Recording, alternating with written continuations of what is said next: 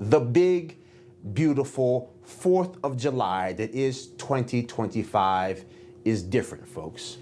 It's bigger than our annual celebration of American pride. It is bigger than our undying reverence for those visionary founding fathers that placed America on a collision course with destiny.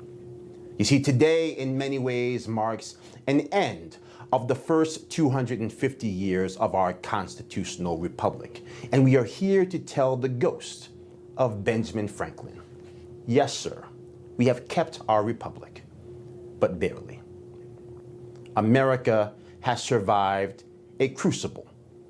A former president in Donald J. Trump, re-elected president while under siege from lawfare within our nation's courts. 3 failed assassination plots, including one that, statistically speaking, should have ended the president's life. And the backdrop to all of it, nearly 40 years of left-wing insanity that culminated in a Biden administration promising to build back better while proudly promoting open borders, persecuting their political opponents, and bankrupting the American dream. And so, yes, it is fitting that 250 years after our founders penned that timeless phrase, when in the course of human events, it becomes necessary for one people to dissolve the political bands which have connected them with another, that today, President Donald J. Trump will sign the big, beautiful bill into law. After decades of making a covenant with a Democratic Party that never stops inventing new ways to put the American people last, President Donald J. Trump will break ties for the world to see with the political bonds that no longer serve our nation. His pen will help all of us renew the vows embedded in the citizenship of our nation that our Democratic friends on the other side of the aisle keep attempting to devalue. It all ends today, folks. America's independence. Now, Congressman Hakeem Jeffries has recklessly proclaimed to the world that this bill will kill people. He ignores the fact that people were already dying, that the American dream was dying, that the promise of our children was on life support. So no, this bill is not a death sentence. It's a lifeline. Right now, 24% of the income that people in the service industry make in New York State comes from tips. In Wisconsin, that number jumps to 28%. Wyoming, 33%. All of those individuals will now be receiving a better tomorrow because of this bill.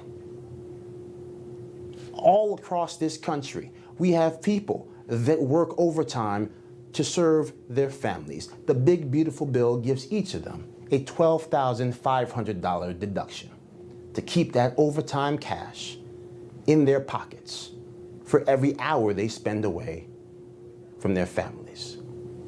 That's nearly 40 million Americans who will wake up tomorrow with brighter days and bigger bank accounts than yesterday, none of whom could find a single Democrat to vote for that American Renaissance.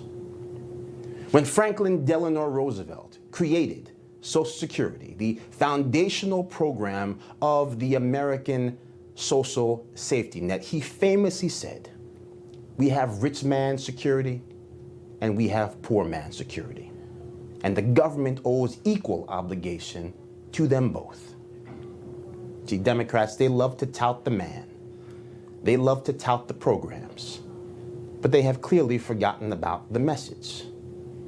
The Social Security Trust and the Medicare Trust have been on pace to run out of money around 2033, right around the time that the baby boomer generation needs those checks they work so hard for the most. And the Democratic Party that touts FDR has been so busy trying to change the demographics of our country that they fail to realize their politics are bankrupting the American dream for the citizens who have called this country home legally. And so that is how they can look at the 40 million Americans that just got a break on their overtime pay, and the tipped workers that just got the taxes on their tips thrown out, and say with a straight face that work requirements and citizenship are somehow un-American for Medicaid. So no, folks, this is not a normal 4th of July. This is a new American declaration, an America First declaration, to make a new covenant with the freedom that was promised to carry us forward for the next 250 years. You know, folks, I thank God for my wonderful wife, my kids, my country, the greatest nation ever. And Americans like you who believe in the truth, the Chris Salcedo Show will never stop fighting for you. The Chris Salcedo Show, for the news you need to know.